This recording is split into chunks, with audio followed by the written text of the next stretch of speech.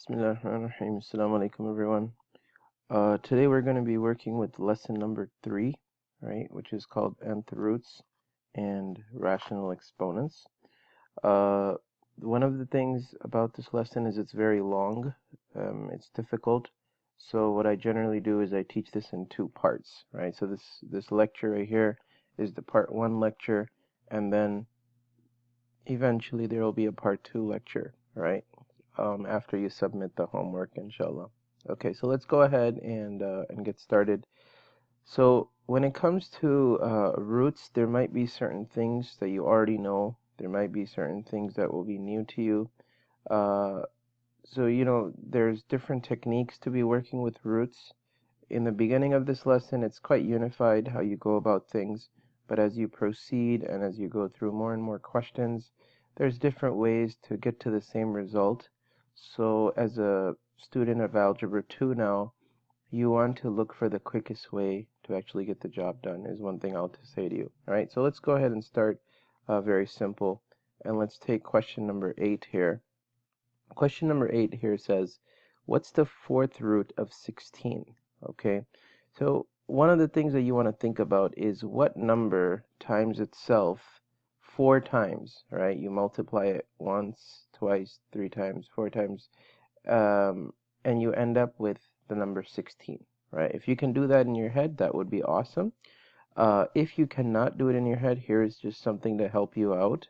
These are just training wheels at the moment, but we try to leave the training wheels as quick as possible. Is what you can do is you can make a factor tree, right? So you see me making a factor tree here. And after you make that factor tree, you can write down, well, that's 2 times 2 times 2 times 2. That gives me 16, right? So what we're really saying is the 4th root of 16 is the same thing as the 4th root of 2 times itself 4 times, right?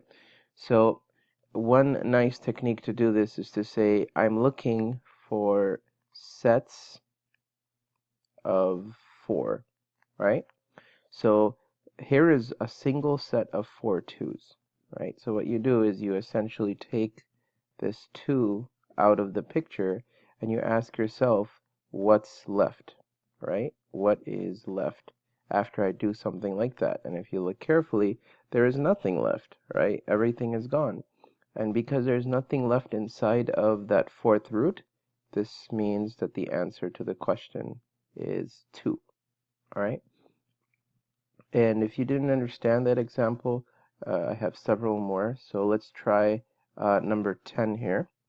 Number 10 says the 3rd root of -1, right? So we don't really need to make a factor tree for this if you think about it. So what number times itself 3 times gives you -1, right? Think about that. So the answer to this is -1. All right, if you think about it in your mind, -1 times -1 times -1 gives you -1. And you see you did that 3 times. And so that means that the answer to this question is -1. All right, let's take a look at number 12. Number 12 says, find the 3rd root of 54. All right, so find the 3rd root of 54. Okay, very good. Let's go ahead and try this one, inshallah. The 3rd root of 54, there are 2 ways to go through this, okay? Right? There is method 1, which is the quicker way, and the way that you really want to stick to in the long run. And there's method 2, which is not the quicker way, all right? It's the slower way, and you want to avoid this method, but in the beginning, it's the one that we generally use just to help with understanding. Okay, so the quicker way is to say this. The quicker way is to say, can I rewrite the number 54 so that it's got at least one perfect 3rd root, right? Can I write this in a way so that it's got at least one perfect 3rd root, right? Is there any number out there, right? And you'll and you'll end up with um, not necessarily 54, but you'll end up with two numbers that multiply to 54, and one of them has a perfect third root, right? So if you think about it, you can rewrite third root of 54 as third root of 2 times the third root of 27, right? And 2 times 27 is 54. So the third root of 2 and the third root of 27 is something that we can break 54 up into. And then you can say, well, this part right here has a perfect third root, and the perfect third root of 27 is actually 3, right? Because 3 times 3 times 3 is 27. And so you can therefore say that the final answer is going to be 3 multiplied by the third root of 2. 3 multiplied by the third root of 2. All right? Now, usually that method right there, students, one of the reasons why they struggle with it is because they're not very good with thinking as quick, especially in the beginning, okay? So, inshallah, you'll catch on to it eventually. So here is the slightly slower way of doing it. What you do is you say, okay, I'm going to make a factor tree for 54, right? So 2 times 27. You're really going through that same idea, but you're going through it slower just to convince yourself. 3 and 9, 3 and 3, right? And then you say 2 times 3 times 3 times 3 gives me 54, all right? So what we're really saying is the third root of 54 can be rewritten, and this is how we did number 8, right? The 3 can be rewritten as the third root of 2 times 3 times 3 times 3. Now, we are looking for sets of 3. So anything that you can make a set of 3 out of it, right? There's 3 of a kind. You can pull that out of the third root, right? So we go looking through this 4 numbers, and we notice that there is a set that you can pull out from there. And when you pull that out, right, when you pull it out like this over here, here's what you end up with. You end up with 3 multiplied by the third root of whatever is left over. And you always ask yourself, what's left, right? When I pull everything out, what is left over? And what's left over is just the number 2, right? So you leave that number 2 inside, and notice again that you've come to the same exact conclusion as you did earlier. It just takes a lot longer to complete that question. All right? All right, let's try Bismillah, number 14. Okay? So the fourth root of 48, x to the power of 5.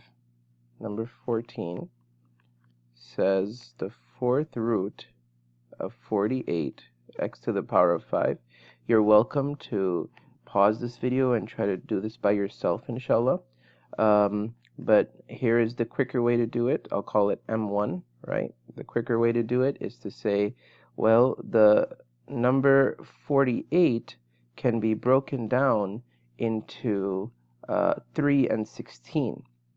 And if I can break it down into 3 and 16, the fourth root of 48, x to the power of 5, can be rewritten as the fourth root of 16 multiplied by the fourth root of 3, x to the power of 5. We'll deal with the x to the power of 5 in a moment, right?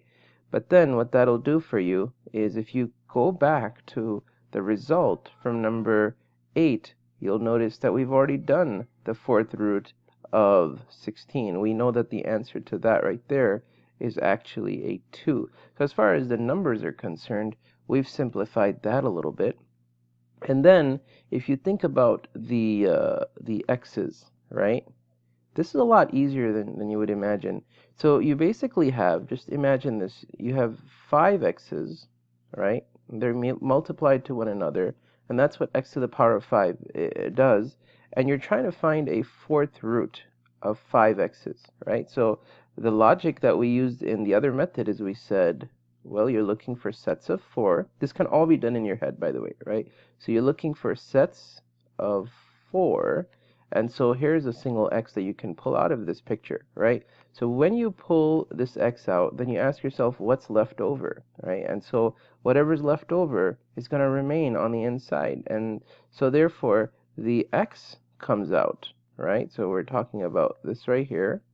The x comes out like this, and what's left over is a fourth root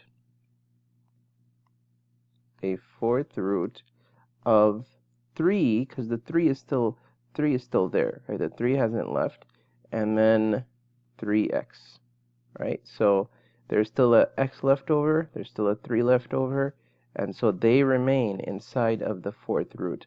Oftentimes, a common mistake that students make is they forget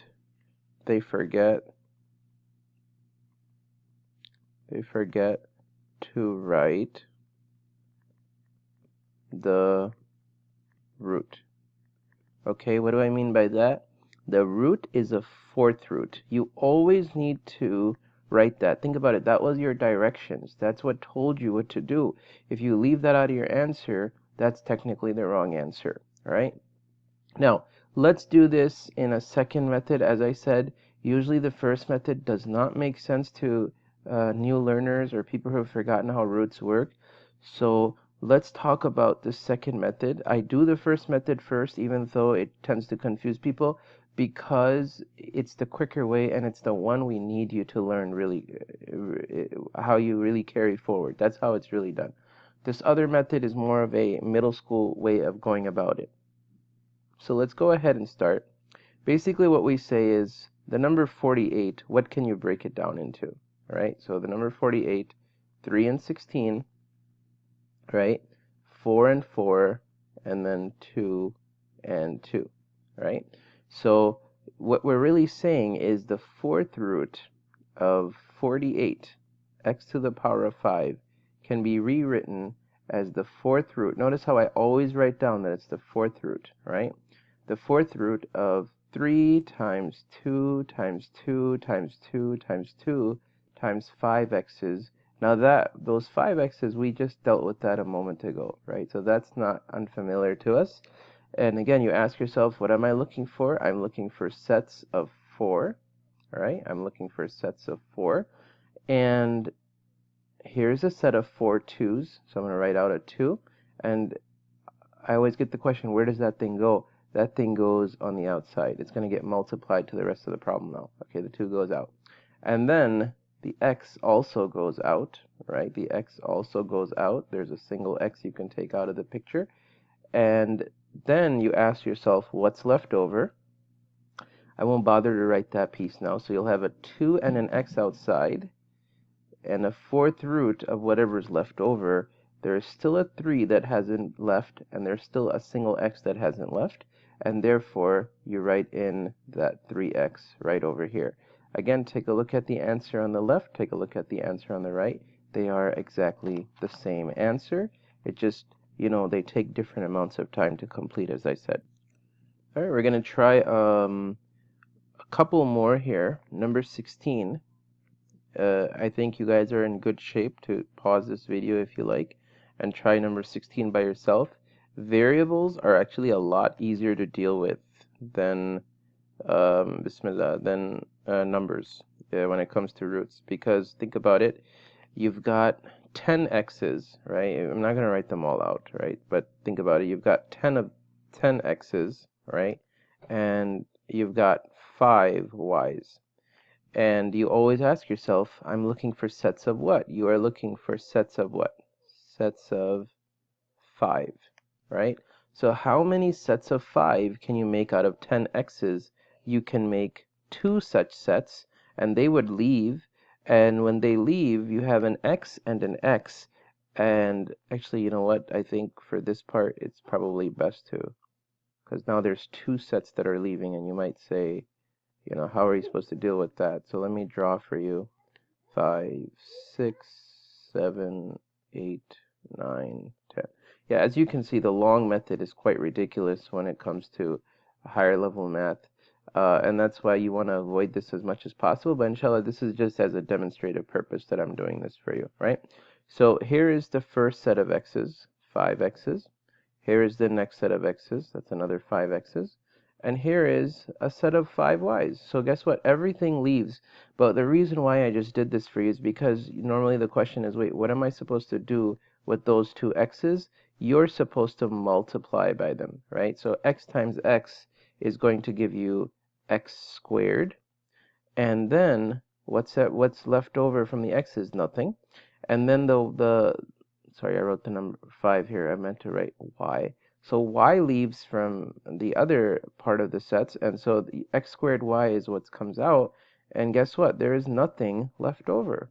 All right, there's nothing left inside. Well, what do you do when there's nothing left inside?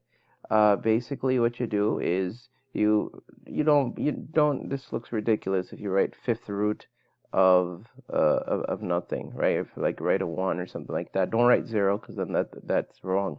You just leave it. Okay, just leave it. Don't write the fifth root, and just write that as your answer and move on. Now, what's the trick here? What's the trick here? Do we really need to write out 10 x's and 5 y's? No, not really. Okay. What you can simply do is you can think about the fact that if you've got 10 x's and you're looking for sets of 5, 10 divided by 5 is 2, and so that's why we end up with x squared. All right? Let me say that again. If you've got 5 y's and you're looking for sets of 5, 5 divided by 5 is 1, and that's why you pull out a single y. Okay? So the secret is to just divide out, right? So let's do one more in this set, and inshallah we'll move on to the next piece of the lesson. Number 18 says the third root of 3xy squared over 81 x to the power of 4 y squared.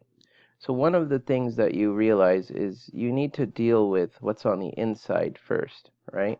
So what I'm going to do here is I'm going to forget about the fact that this is a third root. I'm going to just leave that for a moment, okay? And we'll just focus on the inside here. Okay, let's talk about that. All right, let's just talk about the inside. If I simply gave you this fraction, right? If I gave you this fraction, hey, look, I've got 3xy squared, and I've got 81 x4 y squared. Can you simplify that for me, right? Can you simplify this fraction for me? So one of the things that you can say is, well, how about the 3 and the 81 make a 1 and a 27, because 3 goes into 3 once, and 3 goes into 81 27 times, so that'll take care of itself. Then the x and the x to the power of 4, you can simplify those, and you can say that'll become x cubed. So what are we getting right now? We're getting a 1 in the top, a 27, right? And then the x's are gone from the top. There's 3 x's remaining in the bottom. And finally, if you look at the y's, well, they're all entirely gone, and so they don't show up in our expression.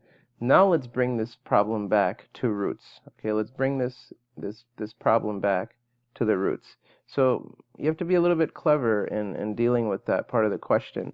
If you bring it back to the root, you'll be like, okay, so this is the third root of, let me make that a little larger. Actually, you know what, let's write it over here. So the third root of 1 over 27x cubed. Now, if you didn't know this rule about roots, or if you forgot it, then please listen carefully, all right? What you do when you have a third root, right? When you have a third root, when you have a fractional root, is you basically split that up into two pieces. So the way that's going to look like is the third root of 1 over the third root of 27x cubed, right? So the rule, the algebraic rule, basically, I'll write it for you in green, says if you have the nth root of a over b, that's the same thing as the nth root of a divided by the nth root of b, right? So just kind of remember that little rule right there. So having done that, you got to ask yourself, what's the third root of 1? Meaning what times itself 3 times gives you 1, and the answer to that piece is simply 1. It's 1, right? And what's the third root of 27? The third root of 27, we discussed this earlier, is 3. And what's the third root of x cubed? Again, if you have 3 x's written out, how many sets of 3 could you make? You could make a single set of 3. So 1 over 3x is how you would do it. For anybody who's struggling to understand how did you do that so quickly, because I know it's a new way of thinking for some of us, so what you can think about it is like this. Again, this takes longer to teach, but if it helps you, then it helps you, inshallah. So I thought about 27x cubed to look like that, and I made a factor tree in my mind, right, to figure out what 27 multiplies to. What multiplies to 27. So 3 3's multiply to 27. So there is a set of 3 that leaves. Here's a set of 3 x's, all right, and those leave. And so what you think about is now there's only a 1 left inside of the third root. So this becomes a 3x, and you don't bother to write the third root of 1. You just leave that part out. You just say 3x, and that's why it looks like the way that it does. All right. So that's the first objective. Inshallah, the odd questions I have given to you to try, and I will eventually post the solutions to them as well. All right. Now let's move on to another piece of the lesson. And in this, what we're going to do is a little bit beyond simply simplifying the expressions. All right, there's a little bit more that's happening here. So before we do that, let's just take this one remaining guy, which is 9x to the power of 5, and think about it this way, right? You've got the square root, right? One thing about the square root is it's got a second root that we don't bother to write, right? It's understood as a notation in the mathematical community, but really it's 3 times 3 times 5x's. All right, this is the last time I do it this way, but you got 5x's, and if you want to make sets of 2, right, you're making sets of 2. Here's a 3 that leaves, here's an x that leaves, here's another x that leaves, and notice how there's still an x remaining. So what really happens is the 3 multiplies to the x, multiplies to the x, so that's really 3x squared that all come outside, and you're left over with the second root of x still on the inside. Okay, so there's that. Now let's move over to number 22. For number 22, we'll write down the question, but it requires a little bit more thought before we get started with that question. Here you've got 2 roots, right? Now what I want to ask you is what's happening between these 2 roots? How do you read this, right? What does this mean? It says root 5x, and right next to it says root 20x cubed. If you don't know, what's really happening is these 2 roots are being multiplied. Okay, they're being multiplied. When you write something next to another number or of expression in algebra, that means those 2 expressions are being multiplied. So those are being multiplied. Now, if you do not know the rules for multiplying roots, a lot of people do forget them. Okay, so let's do a small little lesson on multiplying roots. Okay.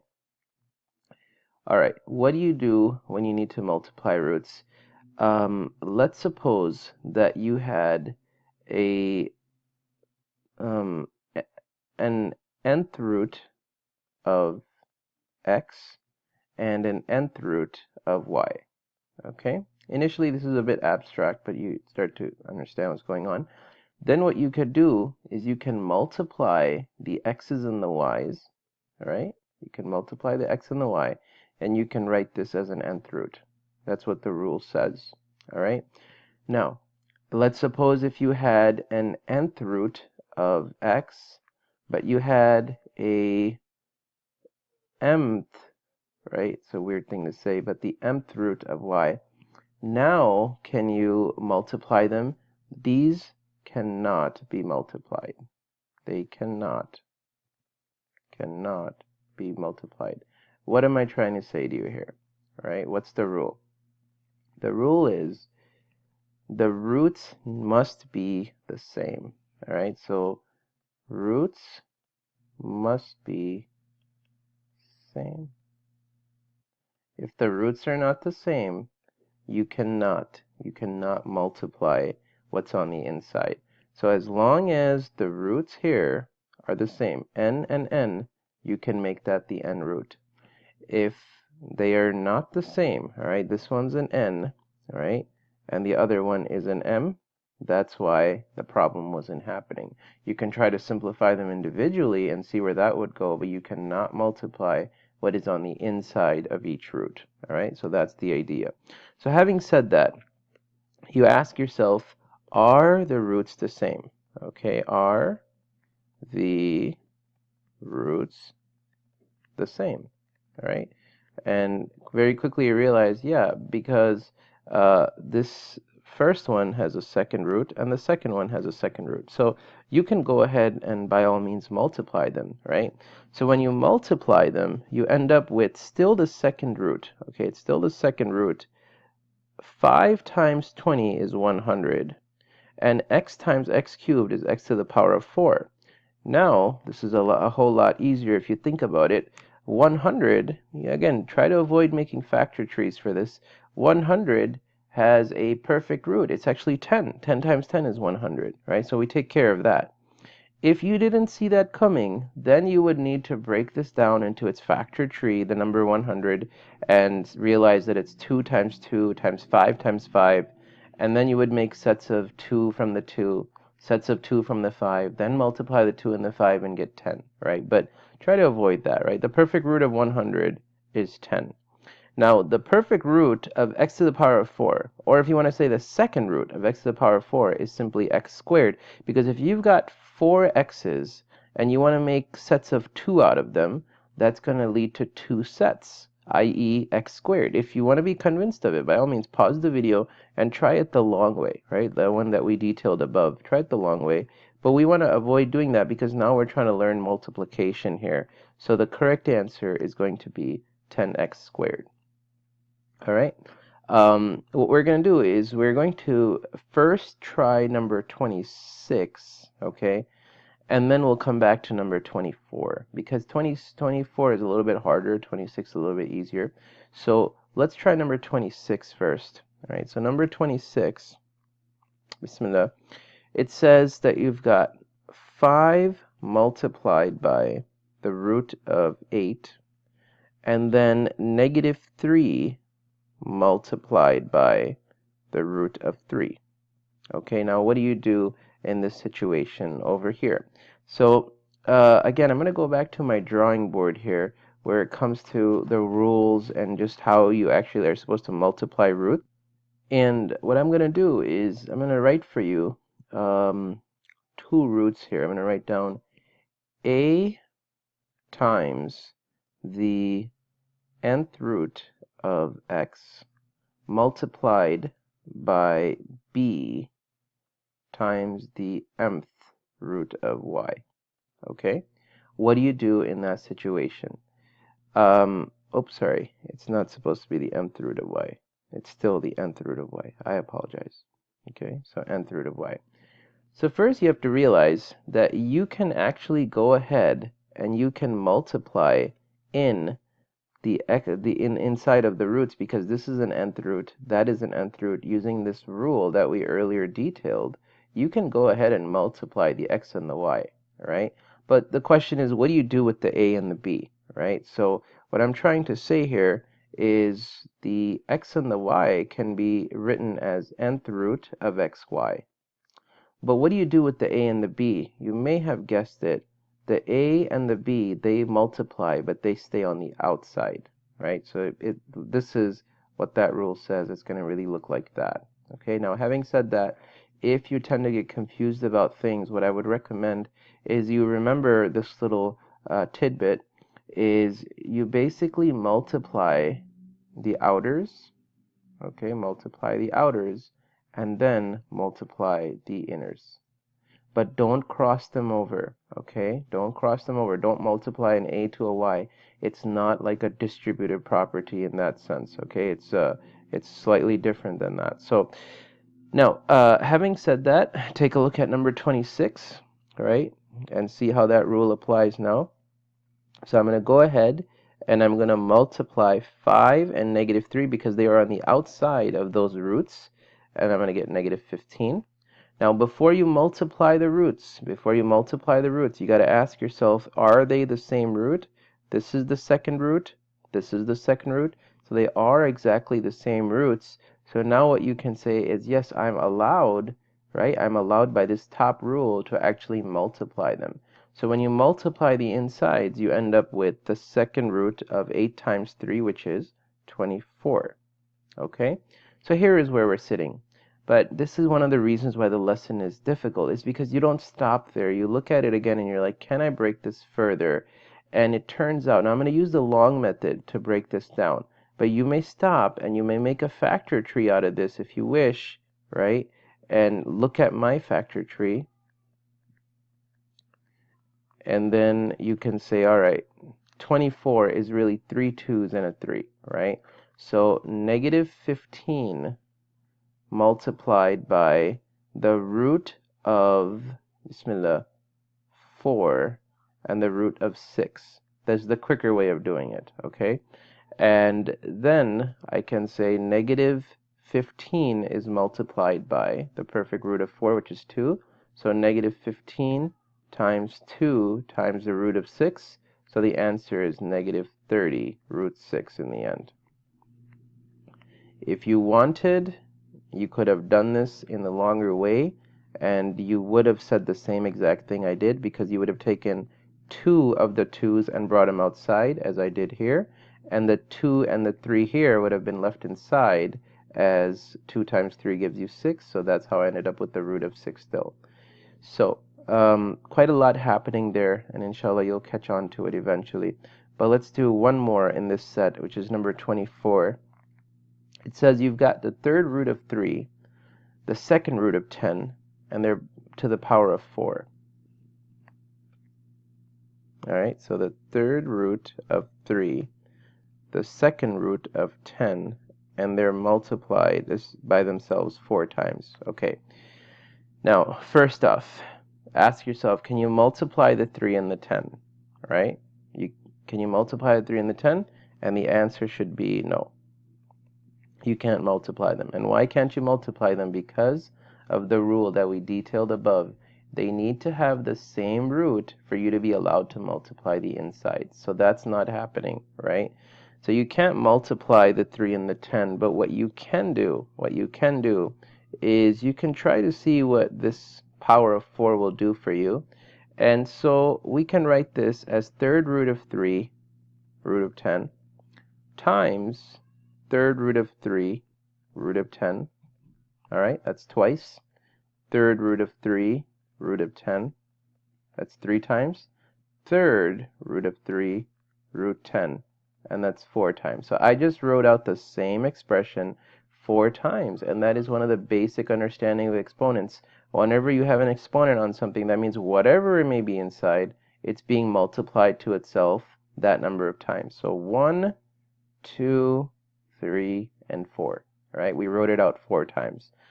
Thank God it only said 4, because if it said more than that, we would have to written out this many times as well. Okay, now, what I'm going to do is I'm going to take the roots of 3. Okay, it's more a thought than anything. I'm going to take the roots of 3, this one right here, the third one, and the fourth one, right? And I'm going to write them next to one another, because remember, everything is being multiplied anyway. So the third root of 3, I'm going to write those all next to one another like this. And then I'm going to use the same exact logic, and I'm going to write down the roots of 10 next to one another. All right? Yes, things are still being multiplied, but I just shuffled them around so I can multiply them in another order. If you're wondering how can you possibly do that, you're definitely allowed to do it, because 3 times 2 is 6, and 2 times 3 is also 6, right? So you can shuffle things around in multiplication. You'll still get the same answer, right? That's your understanding of algebra right there. All right, now, what am I going to do here? Remember that first rule that we talked about. If it's the same root, you may go ahead and multiply what's on the inside of the root. So having said that, notice that now this is a third root, this is a third root, this is a third root, and this is a third root. So technically speaking, I can go ahead and say this is the third root of what was on the inside. 3 times 3 times 3 times 3. All right? And I can use that same logic for these tens, right? I can use the same logic because they all have the second root. So I'm going to go ahead and multiply all of those tens and still give them their second root.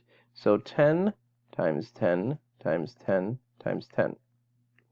And if you're wondering why are you not multiplying, and look, notice how I left a second root there, okay?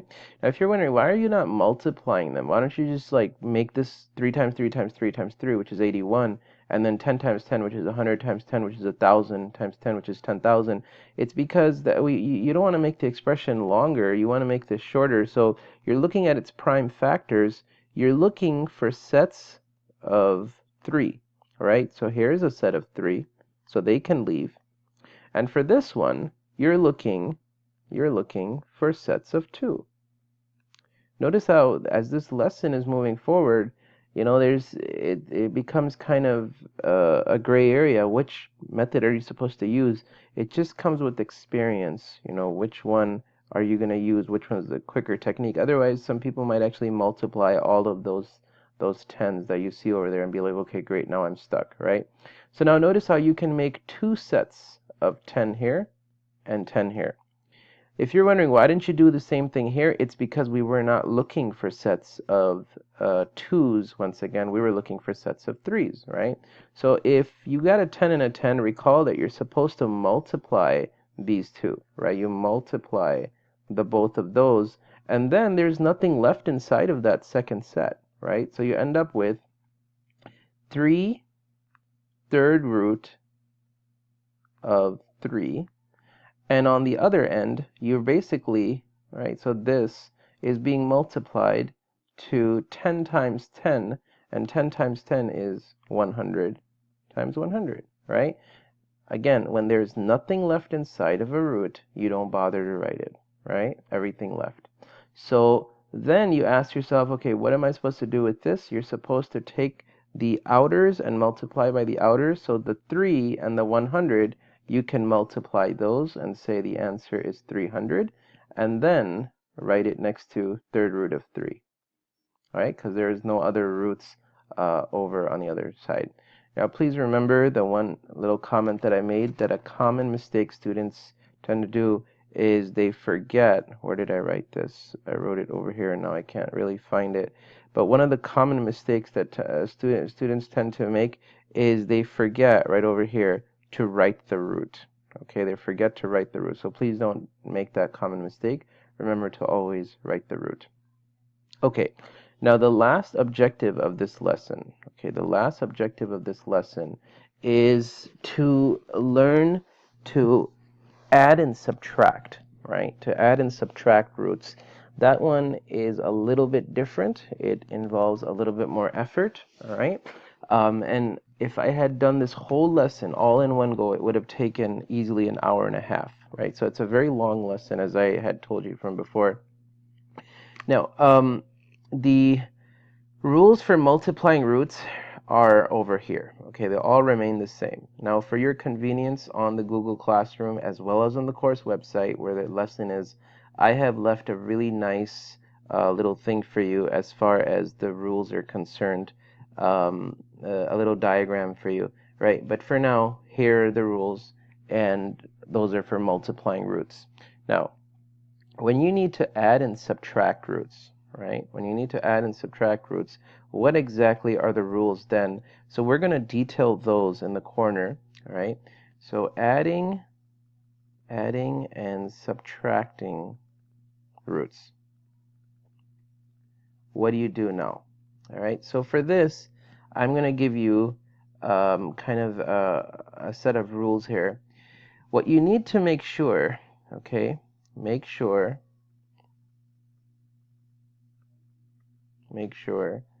that the roots are same. The roots are same, and make sure that the radicands are same, right? If you don't know what a radicand is, it's the stuff that's inside of the root, okay? So now let me give you an example, okay? So if you had the nth root of x, and you had the mth root of y, and somebody asked you, now add or subtract these, you cannot do anything. Why can't you do anything? It's because, number one problem, they're not the same roots. All right? Not same roots. That's the number one reason why you can't. Number two reason is because the radicands, those are called the radicands, so they don't have the same radicands.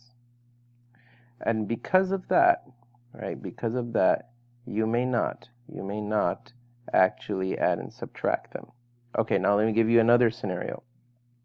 Let's suppose that you had the nth root of x, and you had the nth root of y. Now can you add or subtract them? No, you cannot. Okay? What's the problem now? The problem is the radicands are not the same. Okay? So it's quite restrictive in adding and subtracting what you can add and subtract based on the rules. So now it's not the same radicand, and because of that, you got to leave it alone. You can't mess with it, right?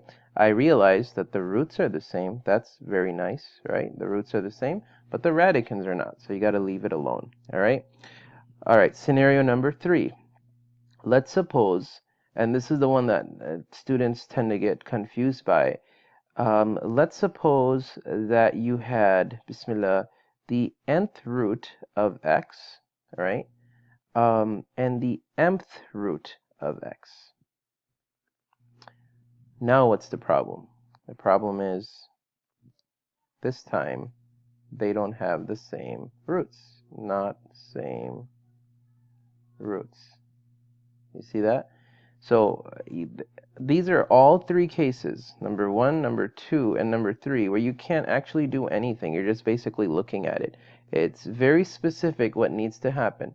You got to make sure the roots are the same, and you got to make sure the radicands are the same. Then and only then can you add and subtract what you're looking at over there. Okay? So now I'm going to go ahead and take a handful of these, and inshallah we're going to try them, because the lesson is already at 42 minutes, right? So let's take a look at number 28 really quickly. All right, number 28.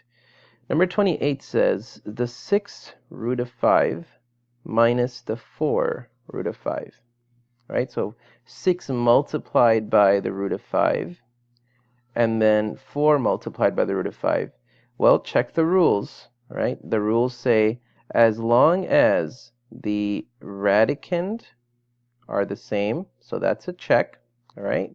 And then as long as the roots are the same, they're both the second root, so that's a check.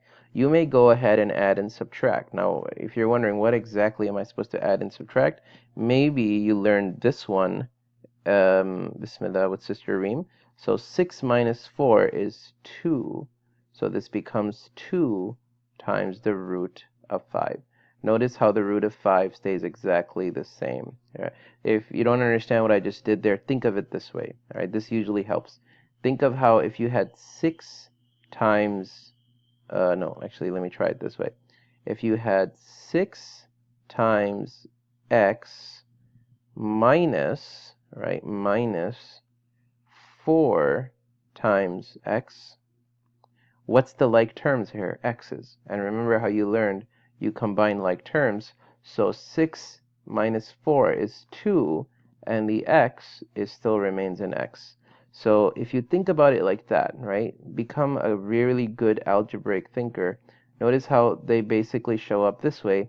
So when you have a root on it, well, guess what? This is just going to become the root of x. Think of it that way. All right? So that's why we keep the root 5 exactly the way it was. You don't actually subtract the inside, so don't make up that rule, right? Now, let's try number 30. All right, number 30, initially, well, let's write it down first. 2 multiplied by the root of 12 minus 3 multiplied by the root of 27. Look, initially, what it seems like is, yeah, you can't do anything. I'm going to move on, right? But come on, that would be too easy, right? That would be too easy. What you really got to do is you got to stare at it long enough and say, okay, is there any way, considering how they are the same roots, right? They are both second roots. Is there any way I can depress these? I can simplify them into looking like the same root, right? And for that, you need to have a little bit of practice with that first objective of the lesson. What am I talking about? All the way at the beginning of the lesson, when we spent some time simplifying some of these roots, that's what you really got to get good with, right? And then at that stage, you can look at some of these questions here, right? The 2 root of 12, and you can say, all right, what if I called 2 multiplied root 12 as 2 multiplied by the root of 4 multiplied by the root of 3? Right? It's because 4 times 3 is 12, so 12 can be broken down that way. And what if I changed root of 27 into the root of 9 times the root of 3? Now let me pause here. If that understanding is not coming to you, if you're like, wait, how did you just do that? Then pause the video, take the number 12, take the number 27, and go ahead and break them down, okay? 3 and 4, 3 and 9, 2 and 2, 3 and 3. So all of this thinking, we don't have time to keep writing those steps, so we don't bother to show them necessarily. But when I said 12 is root 4, root 3, this is what I was talking about. If you were to write 12 out, you would have had 2 times 2 times 3. And if you had written 27 out, it would have been 3 times 3 times 3, right? And that's how I ended up with what I have here, right? Now, if you look at the root of 4 is actually 2. So you have 2 times root of 3, and you have 3, and the root of 9 is also 3. So 3 times the root of 3. So this becomes 4 root 3 minus 9 root 3. And now let's pause and let's look at the rules. The rules say make sure that the roots are the same. Yes, they were same from the beginning. They were both the second root. And make sure that the radicands are the same. Now the radicands are the same. This is a 3, and that's also a 3. So when the inside is the same, you may go ahead and you may do what the outside is telling you to do. So 4 minus 9 gives you a negative 5. So the answer to this question will be negative 5, the root of 3, like that. Okay? And inshallah, there's so many questions here, so much practice that you can actually do. So you can pause and you can try, questions up until that part of the homework and then continue to move on. That would have been a different day, but we're going to continue with this part of the lesson. And that's why there's, again, a second part of the lecture, even then, because there's still a lot of the lesson remaining, right? Now, let's take number 32 here, all right, number 32. It says the root of 5 minus 2 times the root of 5 plus 3. Okay, root of 5 minus 2 times the root of 5 plus 3. That's what we're looking at there. All right, now what do you do in this situation? Well, first off, notice that there is 4 terms. 1, 2, 3, and 4. Now, the first 2 terms are being subtracted, and the second 2 terms are being added, right? So let me get rid of this highlighting. That might confuse things, right? So the first 2 terms are being subtracted. The next 2 terms are being added. Not just that, what's happening between this set and that set? They are both being multiplied, all right? They're both being multiplied. So in fact, what we really need to do here is we got to use the FOIL method, all right, or the rainbow method, whatever you call it. We got to multiply the root 5 into the 3. And so we have to multiply the root 5 into the root 5 into the 3. And then we have to multiply the 2 into both of those as well, right? So here's what that's really going to look like. I'm going to write the whole thing out. When you multiply root 5 and root 5, here is what it looks like. Root 5 times root 5. Okay? When you multiply root 5 and 3, right? You can't multiply the 5 and the 3 because the 3 is not inside of a root, right? So you have to write it as 3 root 5, like that. Okay? Now let's go to the next piece. You're going to take negative 2 and multiply it to root of 5, so that becomes minus 2 root 5. And you're going to take the negative 2 and multiply it to the 3, so that becomes minus 2 times 3. All right? Now, simplify this a little bit. You end up with the following. You may remember from geometry a little bit that the root of 5 times the root of 5 gives you 5. Now, why is that? It's because, look, they have the same exact root. And in multiplying roots, I know it's a lot of rules, but in multiplying roots, as long as the root is the same, you may multiply what's on the inside, right? That's why that used to happen, where if you multiply the root of 5 and the root of 5, it's actually the root of 25. But then the root of 25 is what? It's 5.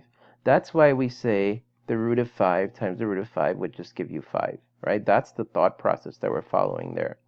Now, that second piece, look at it carefully. This is the addition and subtraction rules, right? Because, number one, the roots are the same. Number two, the radicands are the same. So you may go ahead and follow the rule. Just take a look at how we did it in number 28. You may follow the rule for addition and subtraction of roots, and you may say that this is going to give you 3, positive 3 minus 2. So it'll give you 3 minus 2, which is 1, and then the root of 5. And finally, if you look at this piece right here, that's going to give you a 6. So you'll have a minus 6. Simplify that a little bit, and you end up with negative 1, because 5 minus 6 is a negative 1, plus a root of 5. And once again, we are done with this question right here. Okay? All right, let's try a handful more, inshallah. So now we're going to try number 34. All right, let's take a look at number 34 here. In number 34, it says 9 multiplied by the third root of 24. You now know enough where if you wanted, you could pause this video, right, and try this by yourself and just be more convinced of it. So 9 multiplied by the third root of 24 minus the third root of 81. Okay? All right, so first off, let's break 24 down, right? 24 is 2 and 12, 2 and 6, 2 and 3.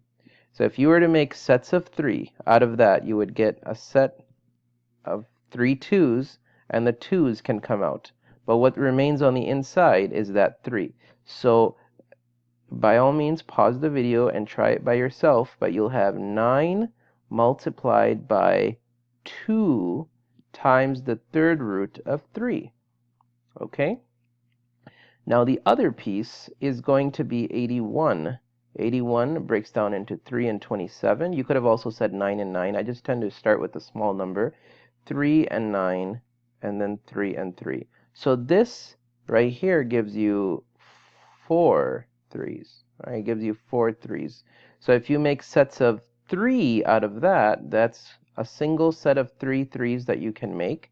And so this other piece will look like the following. You'll have 3 times the third root of what's left over. When you're done with this, what's left over is that final 3. It stays on the inside, and so it's going to become the third root of 3. Now, before we add and subtract, notice that there's a 9 here and a 2 here. They multiply to one another, and you end up with 18 third root of 3 minus 3 times third root of 3, like this, right? And now you follow what the rule says. 18 minus 3 is 15, and the third root of 3 is simply copied. Why was I allowed to do that? Once again, because when the roots are the same and the radicands are the same, I may go ahead and add and subtract as I wish. Number 36. One of the things it says is, whatever this expression is, it's squared. So I want you to think about what we said earlier. about how whatever exponent is up there, that means that's the number of times you multiply that certain piece that's on the inside. So when it says root of x plus the root of 5 whole squared, what that really means is that you're going to be writing it out twice. Okay, so first understand that, inshallah. All right, let me just move some of these things out of the way. Okay, number 36, you're going to write down the root of x plus the root of 5. All right, that is what it said, right? Yeah. Okay. Now, we're going to go ahead and rewrite this as the root of x plus the root of 5 multiplied by the root of x plus the root of 5, right? So I had said this earlier, and I'm saying it again, is because it had a square on it, we wrote it out twice, like this over here, right? Now you use a similar method as we used in number 32, and you use the FOIL method, and you're going to be multiplying the root of x times the root of x, and you're going to multiply the root of x times the root of 5. Okay, so that's the whole point in that first piece. Then you're going to multiply the root of 5, the root of 5 to the root of x, and then the root of 5 to the root of 5. So that's the FOIL method for you. Okay, so here's what that's going to look like. Root of x times root of x, that's the first term. Then root of 5 times root of x. I know that technically we're multiplying the root of x to the root of 5, but we tend to write the numbers before and the variables later. Then when we go from the root of 5 to the root of x, that again is going to look like root of 5 times the root of x. And finally, the root of 5 times the root of 5. They all have addition signs, so that's nice. And so that looks like that right there. Now, let's simplify these. That is really the root of x times x, so that's going to give you x.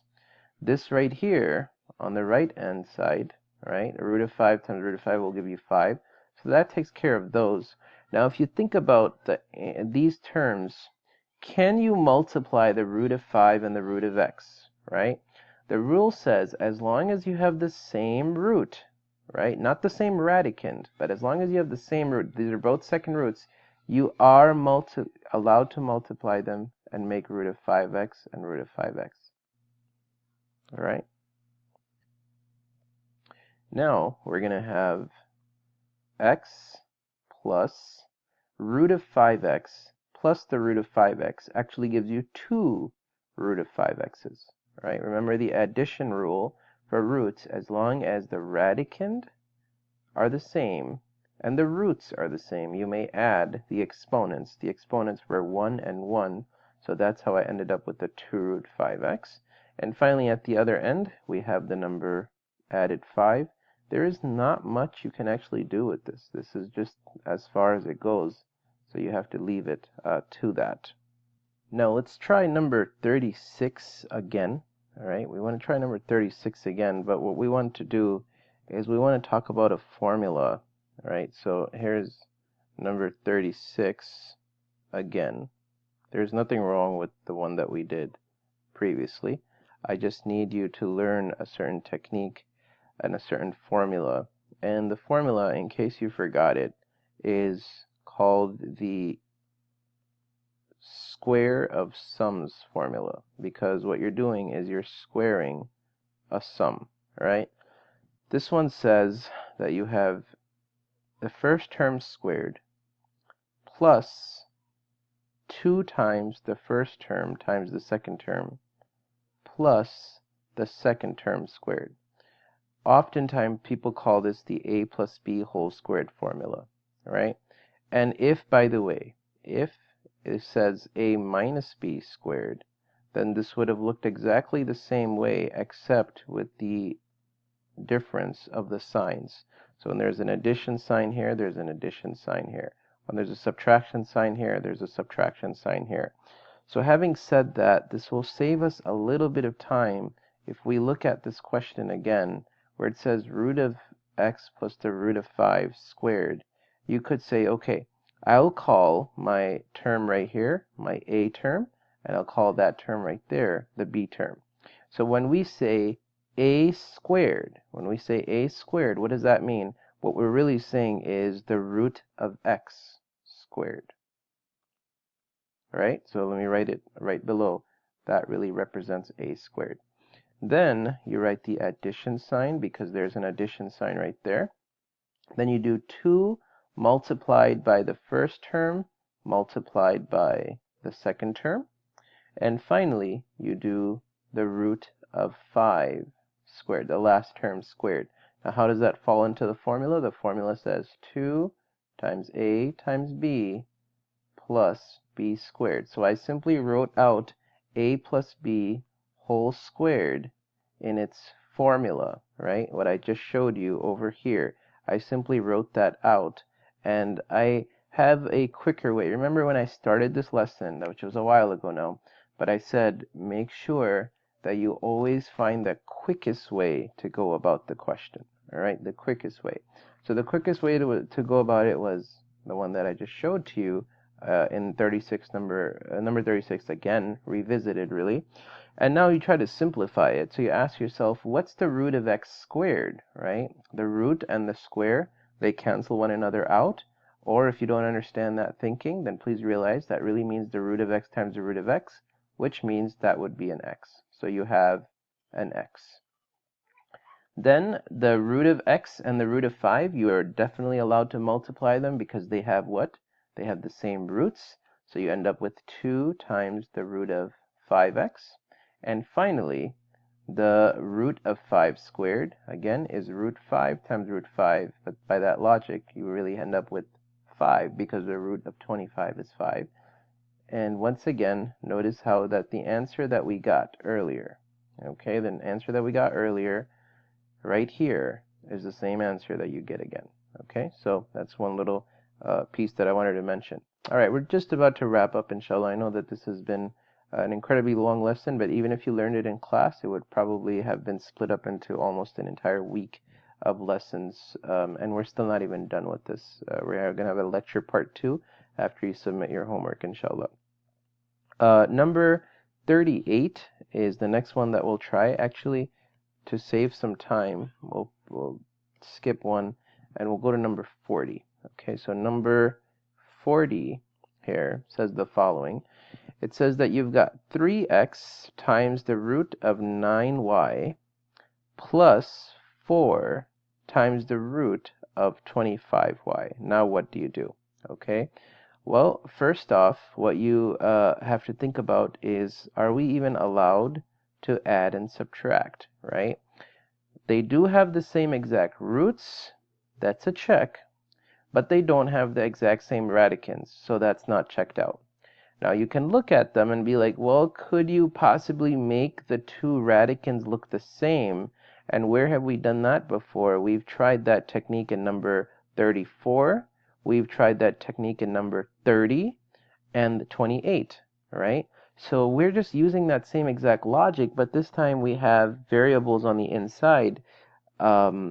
But let's go ahead and focus on the root of 9y. Now think to yourself, is there a perfect root of 9?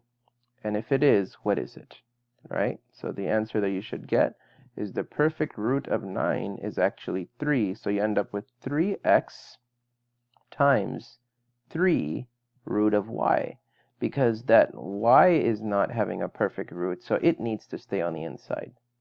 Now let's look at the other one. Okay, let's look at the other one, which is the root of 25y. Well, does the root of 25, does 25 have a perfect root? Sorry. And so you end up with 4 times 5 root y, because the perfect root of 25 is 5, but the y, it cannot move out of that second root, so it needs to stay there.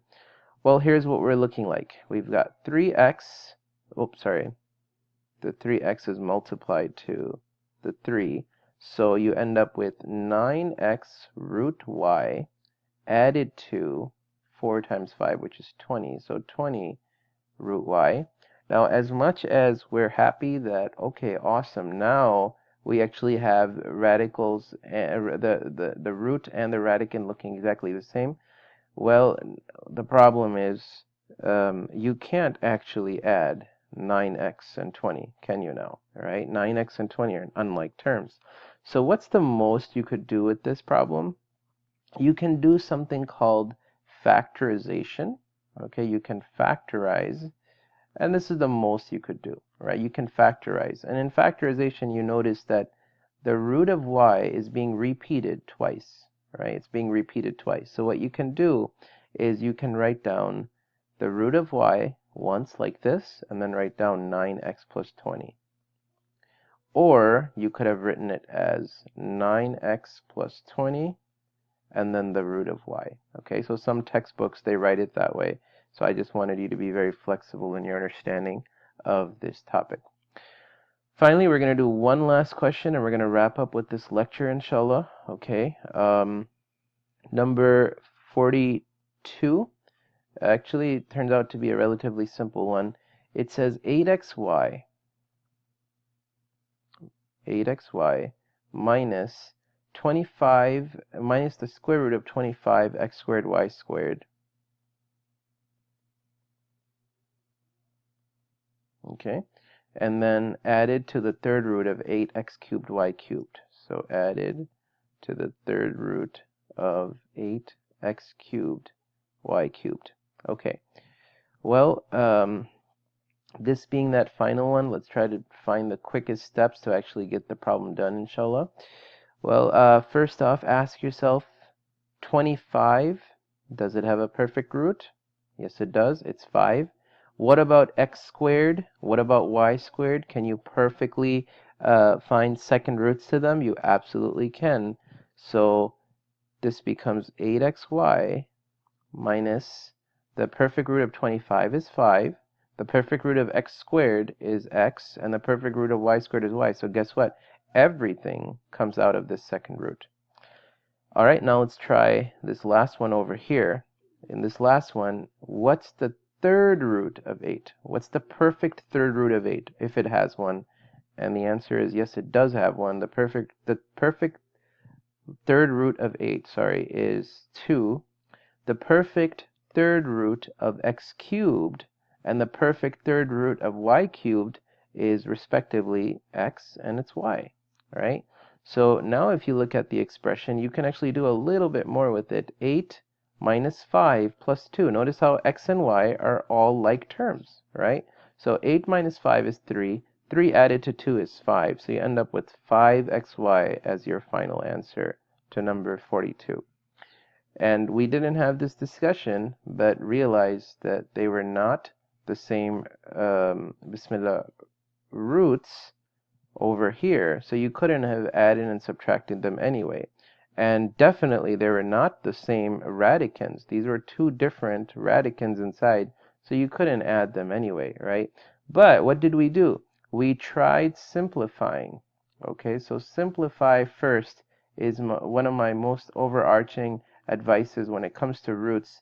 Don't just look at the basic rule and say, why is this not working for me? Try to simplify it and then see where that would actually take you.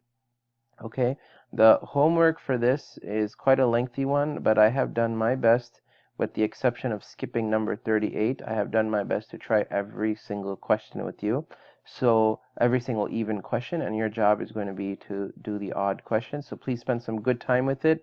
Nth roots are a very confusing thing in algebra, and it takes quite a lot of practice to get used to it, inshallah. Okay, thank you for listening, and Assalamu alaikum.